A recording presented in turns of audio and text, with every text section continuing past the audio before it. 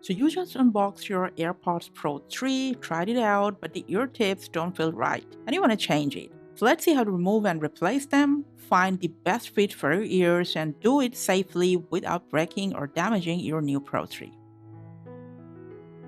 So to take off the ear tips, first let's go ahead and grab any of the buds left or right, which is comfortable for you. So first you can unroll the ear tips inside out, because in that case the connected parts and areas will be visible. Now what you're going to do is not snatch it like this, no.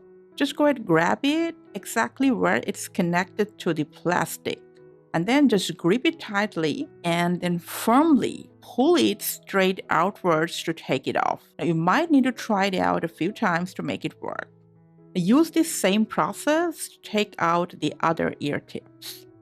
Now, as a spare, you got 4 options that comes with the box. XXL small, extra small, small, and large. Medium is defaultly attached. So just go ahead, grab the ear tip size that you think will be comfortable in your ear.